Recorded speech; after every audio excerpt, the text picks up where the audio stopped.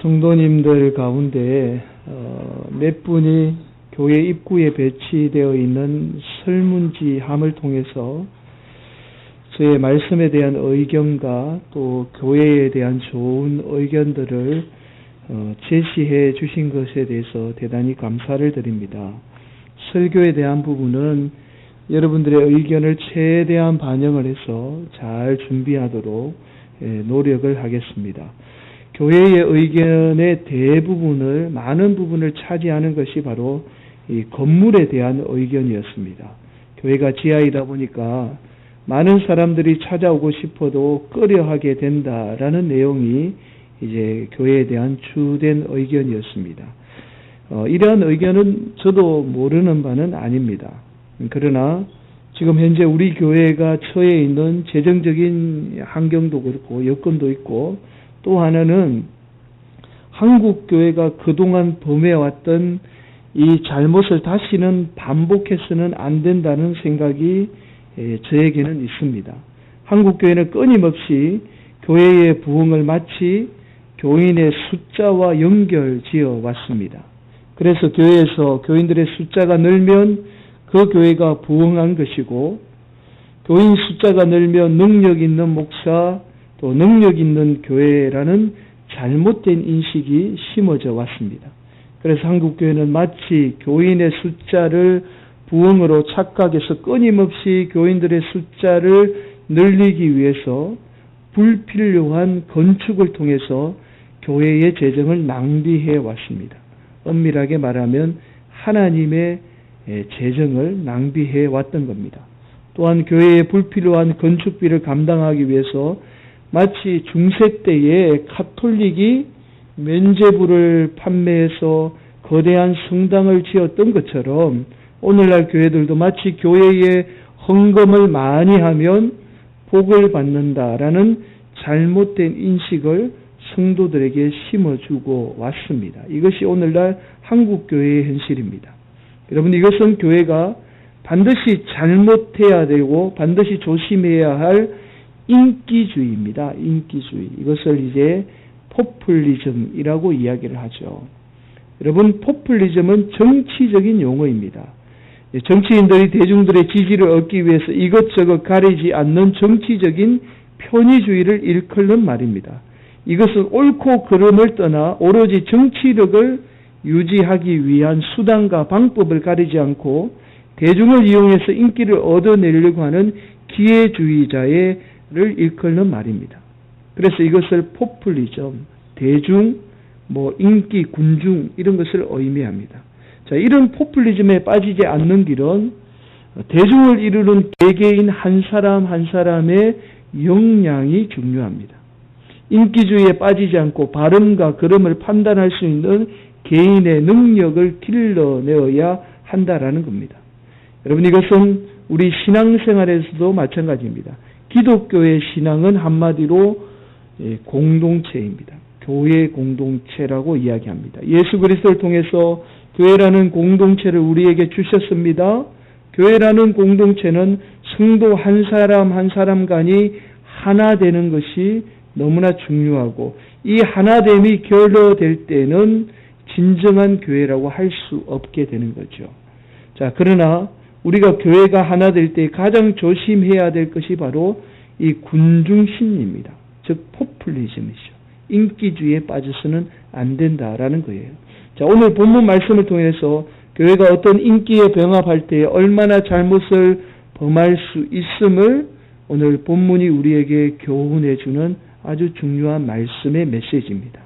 여러분, 사도행전을 강의하면서 첫 시간에 예수님이 약속한 성령님은 오래전의 예언처럼 예루살렘에 반드시 임하게 된다라는 말씀을 드렸습니다. 이 예루살렘은 오늘날 우리가 속해 있는 교회다라는 말씀을 드렸습니다. 첫 번째 시간에 말씀드린 말씀입니다. 그리고 두 번째 시간에 성령 세례의 사건은 단순한 개인에게 능력을 주기 위한 사건이 아니라 바로 우리가 복음의 증거자로 세우기 위한 하나님의 놀라운 섭리와 역사다. 그래서 성령 세례를 받는 자, 또 성령 세례를 부어주기 위함은 바로 우리에게 복음 증거자로 삼기 위함이다라는 말씀을 들었습니다. 그리고 지난 시간에는요, 성령님은 우리에게 예수님도 우리에게 유익한 존재이지만 성령님은 우리에게 더 유익한 존재다. 예수님께서 하나님께서 우리에게 더 유익한 존재로 성령님을 주셨다. 그러나 오늘 우리가 그 좋은 성령님에 대한 그 간절함과 뜨거움이 없기 때문에 우리가 그 성령님을 경험하지 못하고 살아간다라는 말씀을 들었습니다. 자, 오늘 본문 말씀은 지난 시간에 이어서 오순절 마가다락방에 임한 성령 사건을 통해서 일어난 사건을 기록하고 있습니다. 여러분, 오순절 마가다락방에 임한 성령 세례를 통하여서 당시에 유대인들 수많은 사람들이 엄청난 충격을 받게 되죠. 그 가운데에 이 베드로가 설교한 내용이 오늘 본문의 내용입니다. 자, 베드로의 설교 내용은 자신의 이야기보다는 철저한 하나님의 말씀인 구약의 예언된 말씀을 통해서 그 당시 유대인들을 일깨워주고 있습니다.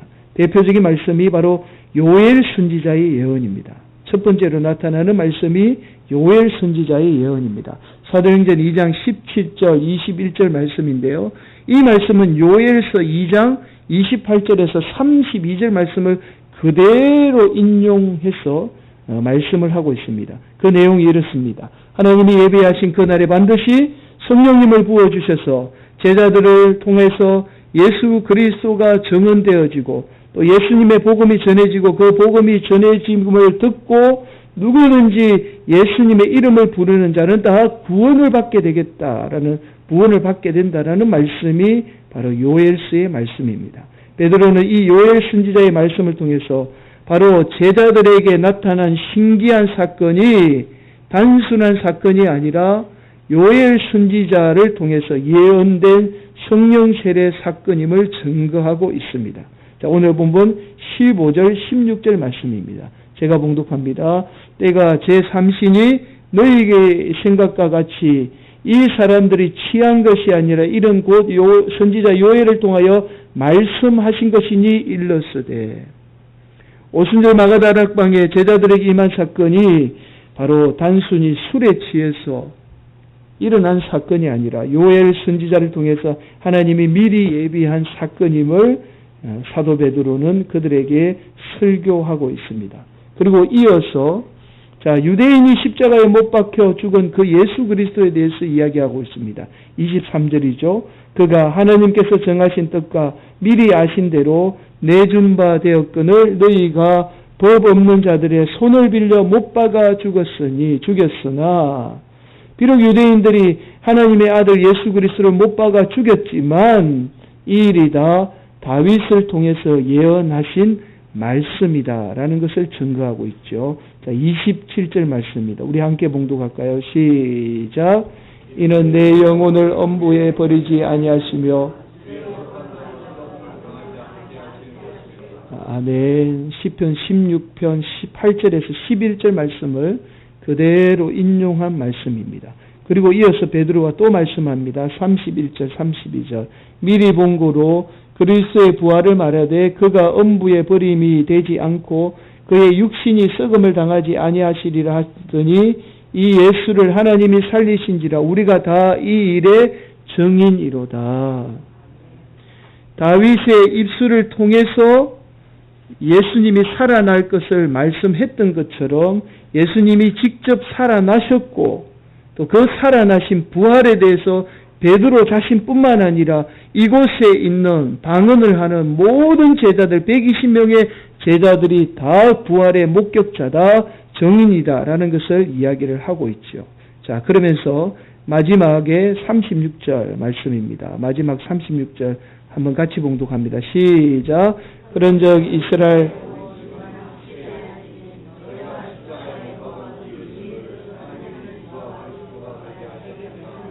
아멘. 하나님이 예수님을 우리의 주와 그리스도 되게 하셨다라는 말씀이죠. 결론적으로 하나님이 보내주신 예수님을 유대인이 못 박고 그 못 박히신 예수님은 하나님이 살리셨고 부활하셨고 지금은 하나님 보좌 우편에 앉아 계심을 말씀하고 있는 겁니다. 이것이 바로 오늘 본문 베드로 설교의 내용입니다. 요엘 선지자의 예언과 다윗의 예언을 통해서 핵심은 바로 예수 그리스도가 죽으셨다가 우리를 위해서 죽으셨다가 살아나심에 대한 이야기를 말씀하고 있습니다. 여러분, 그런데요, 오늘 본문을 자세히 살펴보면 베드로의 설교를 듣고 있던 유대인들의 태도가 보통 때와는 다르다는 것을 발견할 수 있습니다. 보통 때 같으면 베드로의 설교를 듣고 유대인들이 어떻게 반응했을까요? 아마 돌을 던지거나 함성을 질러서 아마 베드로의 설교에 대해서 거부를 했을 겁니다. 그런데 사도행전을 기록한 누가는 이 베드로의 설교를 듣고 있던 유대인들의 마음에 찔림이 있었다라고 기록하고 있습니다. 37절 다 같이 봉독합니다. 시작. 그들이 이 말을 듣고 마음에 찔려 베드로와 다른 사도들에게 물어 이르되 형제들아 우리가 어찌할꼬 하거늘. 여러분, 유대인들이 베드로의 설교를 듣고 마음에 찔렸다라는 것은 단순히 죄를 짓고 난 후에 후회하는 그런 의미의 단어가 아닙니다. 여러분, 찔렸다라는 단어가 카타니소라는 단어인데요. 카타와 니소의 합성어입니다. 동사 두 개가 합쳐진데 카타는 어떤 말이냐면 꿰뚫다, 니소는 찌르다라는 뜻이에요. 마음의 예리한 고통이 찌름으로 임했다라는 뜻을 나타내는 단어입니다. 여러분, 베드로의 설교를 듣고 있던 유대인들이 그 마음에 엄청난 고통과 아픔이 몰려왔다라는 거죠. 여러분, 베드로의 설교를 듣고 있던 유대인들이 왜 마음에 그토록 아픔과 고통이 찾아왔겠습니까? 사도행전 이전을 기록한 누가는 그 이유를 이렇게 설명합니다. 누가복음 23장 21절에서 23절 말씀입니다. 그들은 소리 질러 이르되 그를 십자가에 못 박게 하소서, 십자가에 못 박게 하소서 하는지라. 빌라도가 세 번째 말하되 이 사람이 무슨 악한 일을 하였느냐? 나는 그에게서 죽을 죄를 찾지 못하였나니 때려서 놓으리라 하니 그들이 큰 소리로 재촉하여 십자가에 못 박기를 구하니 그들의 소리가 이긴지라. 여러분, 50일 전만 해도 예수님을 십자가에 못 박으라고 외쳤던 그들이 바로 오늘 본문에 나타나는 마음에 찔렸던 유대인입니다. 여러분, 역사학자는 그 유대 땅, 그 당시 예루살렘의 인구가 약 5만 명이랍니다. 5만 명. 그래서 대부분 십자가에 못을 박으라고 선동한 사람들을 앞장서서 선동한 사람들이 이 3,000명, 다음 시간에 나누겠지만 5,000명 회개한 그 사람 속에 다 포함이 된다라는 거예요. 그래서 그들 마음에 그 예수님의 그 베드로의 설교를 듣고 자신들이 하나님의 아들인 예수님을 십자가에 못 박였다는 사실을 깨닫게 되고 그들 마음에 한없는 고통과 그리고 후회와 아픔이 찾아오게 되었던 겁니다. 그리고는 베드로의 말을 듣고 그들이 어떻게 할까? 우리가 어떻게 해야 합니까? 라고 통회하며 후회를 한 거죠. 그리고 베드로의 이야기를 듣고 그들이 회개하고 그날에 세례를 받게 된 수가 3,000명이었다라고 누가는 기록하고 있습니다. 사랑하는 성도 여러분, 50여일 전만 해도 예수님을 십자가에 못 박으라고 외쳤던 사람들이 이제는 베드로의 설교를 듣고 그들은 회개하며 눈물 흘리는 모습을 발견하게 됩니다. 왜 이런 일이 일어났겠습니까? 바로 서두에서 말했던 군중심리, 포퓰리즘입니다. 인기주의 때문에 그렇습니다. 군중심리 때문에 그런 거죠. 사람의 인기의 병 앞에서 이성적인 판단을 하지 못해서 이런 결과를 가져오게 된 겁니다. 결국 군중심리에 의해서 진리이신 예수 그리스도를 바라보지 못했던 것이죠.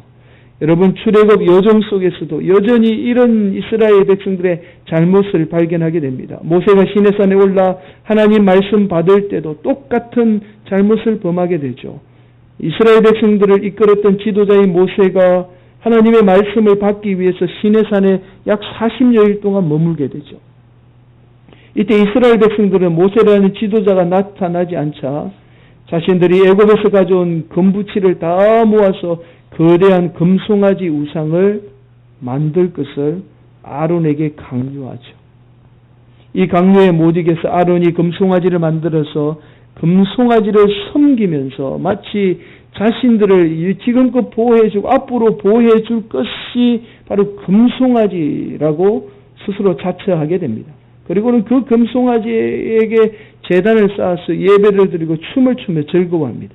이스라엘 백성들은 무엇이 옳고 그런지 그 생각조차 하지 않습니다. 자신들의 마음만 즐겁고 자신들이 좋으면 그만이라는 생각에 빠져서 그 잘못을 범하고 있는 것이지요. 여러분, 가나안 전탐 때도 마찬가지입니다. 가나안 땅에는 이스라엘 백성들이 스스로 생각하기에 메뚜기와 같은 아낙 자손들이 살고 있었음이 분명합니다. 그건 사실입니다. 그러나 모두가 다 아낙 자손은 아니었습니다. 일부만 아낙 자손이었습니다. 그러나 몇몇 정탐꾼에 의해서 그 땅이 악평에 이르게 됩니다.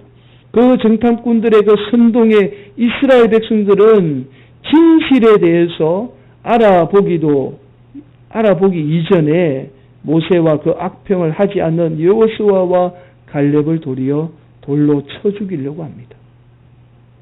예수님은 십자가에 못 박기 전 불과 며칠 전만 해도 유대인의 수많은 사람들은 예루살렘 온 성이 떠나갈 듯이 호산나를 외치며 하나님의 아들이라고 스스로 외쳤습니다. 그런 그들이, 예수님의 열광했던 수많은 군중들이 예수님을 십자가에 못 박으라고 함성을 지른 이유도 바로 이 군중심리, 잘못된 포퓰리즘 때문에 그렇습니다. 인기주의 때문에 그렇다라는 거예요. 사랑하는 성도 여러분, 성령님의 역사는 집단적으로 임합니다. 집단적으로 임해요. 그래서 성령 충만의 원리를 이야기할 때에 숯불의 원리로 설명을 합니다. 여러분, 고기를 구울 때에 어떻게 굽죠? 차가운 숯불들을 놓고는 아주 불에 달구진 숯불을 한두 개만 올려놓고 바람을 불게 되면 차갑게 식었던 숯불들이 어느 순간에 붉게 집단적으로 함께 타오르게 됩니다. 이처럼 뜨거워진 숯불에 의해서 다른 숯불까지 집단적으로 뜨거워지게 되죠. 이것이 바로 성령 충만의 원리고 성령 세례의 원리 중에 하나입니다. 우리가 반드시 기억해야 될 것은 바로 성령의 역사가 집단적이듯이 사탄 마귀의 역사 또한 집단적이라는 사실을 우리는 반드시 기억해야 합니다.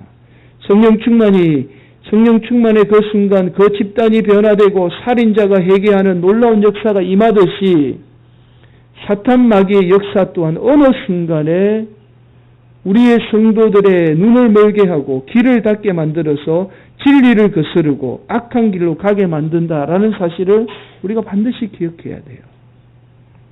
마틴 로이드 존스 목사님은 이렇게 말합니다. 거짓 종교는, 오늘날 수많은 교회 가운데에 거짓 종교는 마약에 지나지 않는다라고 이야기합니다. 여러분, 반드시 우리가 기억해야 될 것이 성령 세례는 집단적으로 임하지만 그 집단을 이루는 개개인의 올바름이 얼마나 중요함을 우리는 잊지 말아야 합니다. 이스라엘 백성들이 군중 심리에 의해서 진리를 벗어났던 것처럼 우리도, 우리 교회라는 이 집단도 진리에 벗어날 수 있음을 우리는 반드시 기억해야 됩니다. 이스라엘 백성들이 군중 심리에 벗어나서 회개하며 돌이켰을 때에 그들에게 성령의 역사가 임했던 것처럼 오늘날 우리 공동체도 이 군중 심리, 인기주의에 벗어날 때에 성령의 역사, 성령의 세례는 우리 가운데 임하게 되는 거예요. 그래서 반드시 교회는 인기주의에 벗어나야 합니다. 군중 심리에 벗어나야, 다수의 논리에 벗어나고 진리에 설 수 있는 바로 성도가 되어야 합니다. 여러분, 그러기 위해서는 우리 개개인이 하나님 말씀 앞에 철저하게 순종하는 수밖에 없습니다. 다른 방법이 없어요. 하나님 말씀 앞에 순종하는, 철저하게 한 사람 한 사람이 하나님 앞에 말씀 앞에 순종하는 방법밖에는 없다라는 거예요. 유대인들이 베드로의 말씀을 듣고 설교를 듣고 철저하게 자신들의 죄를 회개하고 돌이켰던 것처럼 오늘 저와 여러분이 하나님 말씀 앞에 철저하게 자신들의 모습을 되돌아보지 않으면 우리 또한 사람들의 인기의 병 앞에서 언제든지 잘못된 길로 갈 수 있고 잘못을 범할 수 있음을 잊지 말아야 합니다. 그래서 언제나 우리는 하나님 말씀 앞에 겸손히 자신을 내려놓고 순종하는 성도가 되어야 합니다. 우리가 잘 아는 시편 119편 105절에 주의 말씀은 내 발의 등이요 내 길의 빛이니이다 라는 말씀처럼 우리의 삶을 바르게 인도하는 것은 오로지 주의 말씀뿐임을 잊지 마시고 그 말씀에 순종하며 나아가는 성도들이 되시기를 간절히 바랍니다. 핵심 감정이라는 노승수 목사님의 책이 있습니다. 핵심 감정이라는 책인데 핵심 감정이 뭐냐면 여러분이 살아가면서 지금 화내고 또 어떤 상처받고 상처 주고 또 여러분 마음 가운데 어떤 억눌림이 있고 또 연약함이 있고 슬픔이 찾아오고 우울증이 찾아오고 이런 모든 인간의 핵심 감정은 다 만 5세 미만의 누구에게 받은 상처, 부모에게 받은 상처, 가족에게 상처받은 때문에 여러분의 감정이 지금 지배를 받고 있다라는 거예요. 이것이 핵심 감정이라는 겁니다. 노승수 목사님이 우리 인생 살아가면서 어려움을 당하고 또 우울증에 빠져서 자살을 하게 되고 이 모든 것들이 다 핵심 감정에 의해서 이루어진다라는 거예요.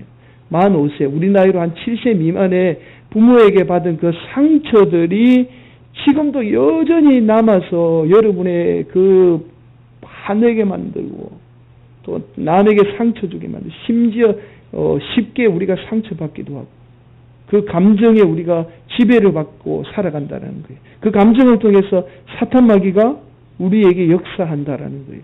그러면서 이 노승수 목사님이 이 핵심 감정을 해결하는 방법을 4가지로 제시해 주고 있어요. 첫 번째는 핵심 감정을 찾는 게 중요하다라는 거예요. 우리의 과거를 찾는 게 중요하고 두 번째, 그 핵심 감정을 우리가 스스로 들여다 볼 수 있어야 한답니다. 핵심 감정 보기. 자, 세 번째, 그 다음에 지우기라는 거예요. 이 핵심 감정을 지우는데 어떻게 지울 수 있느냐? 하나님 말씀만이 우리의 상처 핵심 감정을 지울 수 있다라고 이야기해요. 자, 그러면서 마지막으로 이 노승수 목사님이 이렇게 이야기합니다.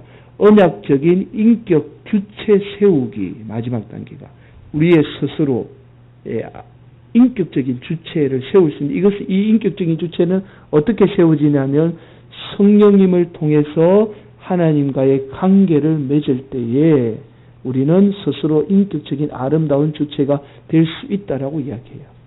자, 오늘 본문 말씀과 그대로 연결되어지죠. 말씀을 듣고 우리가 돌아서서 하나님과의 바른 관계를 통해서 우리는 바르게 살아갈 수 있어요.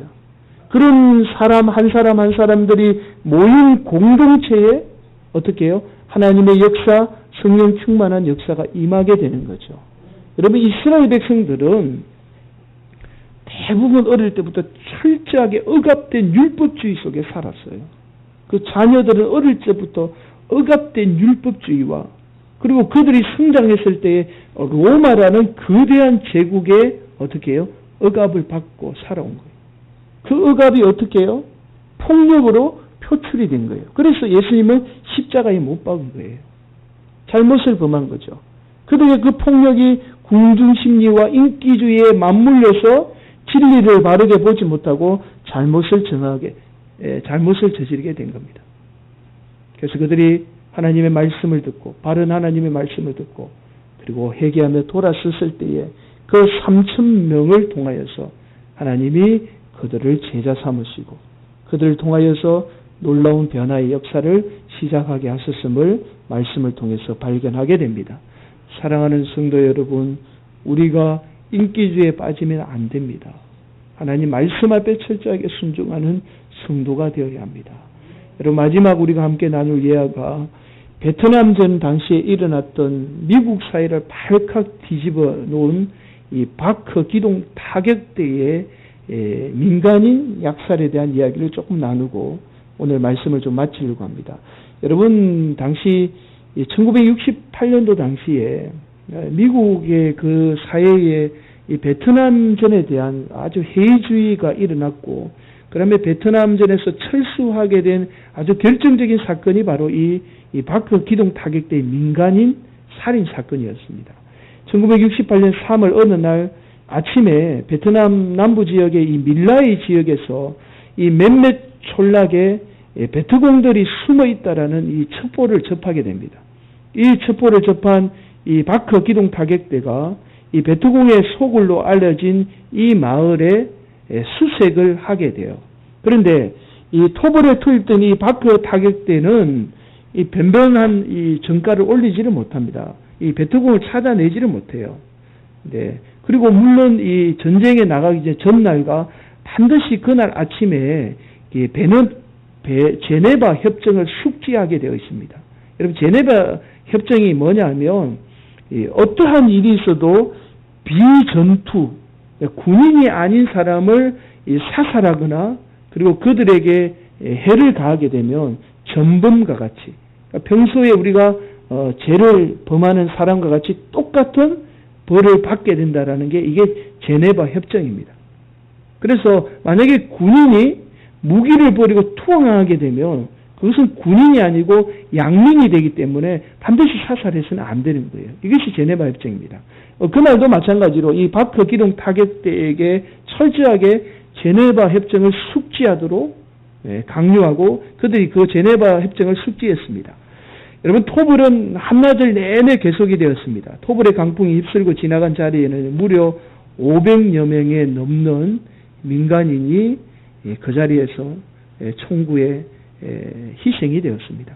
죽은 사람들의 전부 무장을 하지 않는 노인과 아이들, 심지어 여자들이 대부분이었습니다. 그런데 아무리 그런 500여 명이 그런 자행이 되는 그 반나절 내내 자행이 되는 내내 아무도 그 상부에 보고가 되었고 또 심지어 헬기를 지나가던 그 헬기 조종사가 그것을 보고 상부에 보고를 했는데도 아무도 그 일에 대해서 말리지도 않고 또 500몇 명의 양민이 죽었는데도 그 일에 대해서 침묵으로 일관하고 말았습니다. 그리고 약 1년이 지난 후에 한 미군의 친구에 의해서 이 일이 세상에 알려지게 됩니다. 친구와 함께 술자리에서 술을 마시던 친구가 자기가 베트남전에서 있었던 이야기를 하고 이 친구가 이 이야기를 미국의 하원 의원에게 편지를 수차례 보냅니다. 이런 일이 있었습니다. 미군이 이런 잘못을 범했습니다.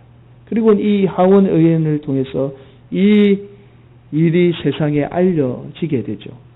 바크 부대의 한 소대는요, 한 사람들을 수십 명 단위로 몰아놓고는요, 소총과 기관총으로, 그리고 심지어는 수류탄을 던져서 한꺼번에 수십 명의 사람을 마구잡이로 죽였습니다.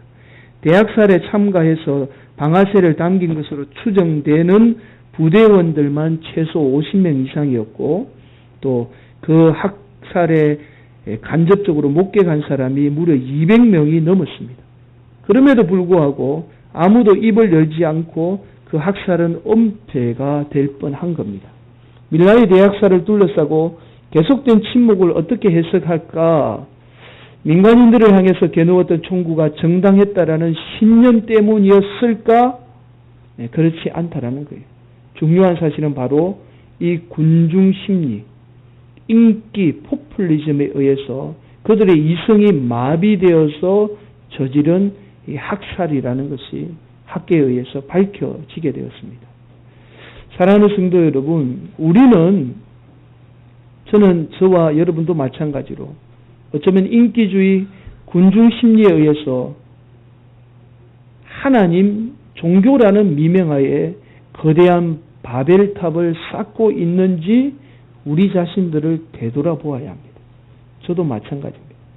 우리가 꿈꾸는 교회, 우리가 꿈꾸는 공동체가 우리만의 거대한 바벨탑을 만들어서 우리 스스로를 눈멀게 하고 기막게 하는지 우리 자신을 되돌아보아야 돼요.